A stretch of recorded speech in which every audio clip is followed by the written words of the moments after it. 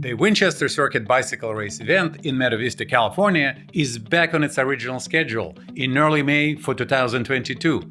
The race took place yesterday on May 7th. There were 17 individual race events by age and racing category for men and women. As in prior years, I covered as many race events as possible and took interviews with several race participants. If I missed your race and didn't get to talk with you this year, I hope to be able to do it next year. Enjoy the commentaries about the races and the video shots from this great day of cycling. Hello and welcome to Telvia. I asked Dan Bryant, US national champion and founder of Team Pete's Coffee Racing, to talk about winning strategies on this Winchester race course. Let's listen to what he had to say. My name's Dan Bryant. I'm with Pete's Coffee Racing. I established a team in 2010, so that's about 12 years. I live in Loomis, California, which is why I love this race, because I ride here from the house. It takes me about an hour. I do this race every year. Matt Conderis is a good friend of mine, and I try to support him in bicycle concepts and whatever they do. Putting on these races is never easy. I think in this state of road bike racing, especially master stuff, it's important for us to support the races we like. So, Dan, you've done it now so many times. Yeah. Talk through the course. We start from the starting line. What are the challenges? What's to watch for? Tactics may be employed. What happened historically? What do you think is the way to win this race for a team? Yeah. So the team is how many riders you have. So today I'm doing two races, the 30 plus and 50 plus race. And I think the key is to get a teammate up the road early without some of the other teams and have them burn matches. Because if you can go into the last lap with fairly fresh legs, there's a couple places you can attack. And if everyone else is tired because they've had to chase someone down, of course the teams need to be willing to sacrifice a body. Sometimes it's me and sometimes it's someone else. We only have a few guys here today, so I don't know how the tactics will play out. I think Thirsty Bear has quite a few riders here. They'll probably have the biggest presence. I've seen at least 4 or 5 of their riders in the parking lot. That would change our tactics, and if I'll go up the road with someone who I know will work and be able to finish, but if they can't hold the gap, then I'll just end up chasing them down. And at this point, you know, at 50 years old, it's less about winning and more about having a good workout with some good people, just enjoying the day. We race against the same people week in, week out, right? So one week we win, next week they win, next week another team wins. It's okay. As long as no one gets hurt and we all get a good workout and we try different tactics. Sometimes they work, sometimes they don't. Dan, you've done it now for so many years. Yeah. Races, intense training. Yeah. How does this help in other realms or parts of life? There's a saying, success seeds success, right? So anytime you have success, I think in any part of your life, whether it's, you know, in a competitive sport or in a professional sport or even with with your kids or family, right? You understand how to achieve success and you can apply those principles to other parts of your life. Recently I retired and took a new job, which was, some people thought was a risk, right? But, you know, because I think I felt like I understand how to be successful because of the years of just grinding away at cycling and figuring out what works and what didn't, and how important it is to have a plan and a goal and to work backwards from that goal. Those principles we learn in cycling are applicable throughout your life. There's always obstacles, especially at the master's level. Men and women who are at 30, 40, 50, 60 plus years of age who are willing to put on tight, underwear basically and ride around and push themselves to a physical limit. That's not common in today's society, and it's really not common in America. I think it shows the character of each and every person who's willing to do this on a master's level. And the kids, it's kind of on us to help them train them. In Europe, every kid's on a bike at some point. There's a track in every town in Europe. We don't have that here. And that's why American cyclists struggle so hard, because when they go over there, they don't understand how good and how hard those guys train there, how good they are from a very young age. Yeah, I lived in Germany for a while, and I have real appreciation for how they develop their athletes, which is very different than how we do it here. in the United States. Last question. Sure. Talk about this race. I kind of try to take it easy the first lap. There's a right-hand turn and then a pretty steep climb there. A lot of people will attack there, but I always think of that as a red herring because there's a big descent right afterwards, and it's pretty easy to catch back on. So I'll usually let people go there. I'll let them gap 10, 15, 20 meters because I know, it's fine. And then there's the gradual climb that really will wear people down, but it's hard to get away there, and it depends on the wind too. The first lap is to figure out where the wind's coming from and kind of look at who's riding well, who's not. Look at people's body language the first couple laps. And sometimes you can get away on that, sometimes you can't. But then you come around and then there's the descent and the climb to the finish, right? That's usually where the brakes are going to go, either right before the finish or right after the finish. The brakes that have stuck in the years that I've seen it, that's where they go, right? And they go later in the race, second, third, last lap. That's kind of where I think you really have to be on it and pay attention. That's great, Dan. Thank you. Thank you, and good luck with the races today. I'm Randy Volkmar with Body Concepts Racing Team. I live in South Lake Tahoe. 2-hour drive this morning, but it's worth it. It's a great course, fun downhills, fun uphill when it's over. But I was just sitting here wondering, what am I doing at 63 years old? I should be doing pickleball like 95% of everybody else. But no, it's fun. Keeps you in shape, keeps you motivated. So a lot of indoor training and ready to see if it pays off. Does Body Concept have strategies today? Does Body Concept have strategies for the race today? No, we probably could, but everyone drives so far and pays so much that everyone just probably wants to see how they do early in the season. If it was a longer road race, we'd plan something out, but no strategies for today. Get up the hill with the main group. That's the main thing. Sounds good. Yeah. Name's Barry Padilla with Body Concept Racing Team. I'm from Sacramento, local, and strategy is my first road race. So, kind of a learning situation and see how it goes. Race gravel and mountain bikes, so this will be the first time I've ever done this type of stuff. So I just coming out here to learn and try to be competitive. Barry, how does cycling and racing help you in other parts of life?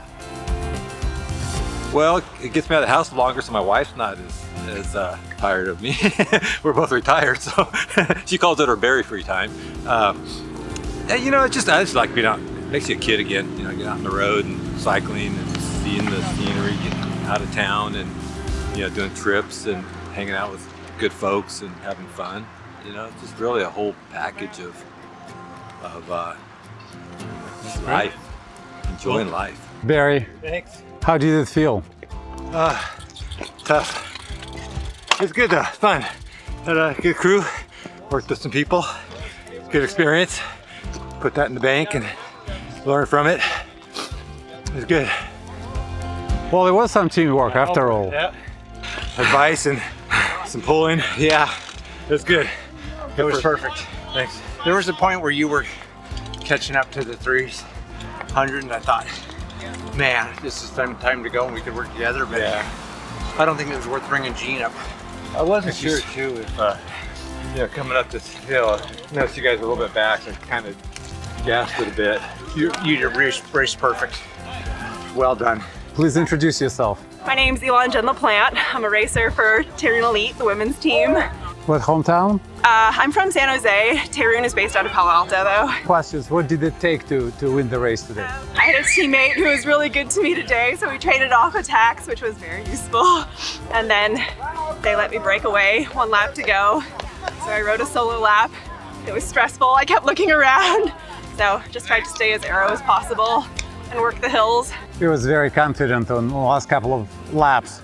Yeah. Were you relaxed more or less at that time? On the second and third laps, definitely relaxed. I felt like I was good in the field, and Chloe, my teammate, was being nice. She's a very strong climber, but she was being nice to me today.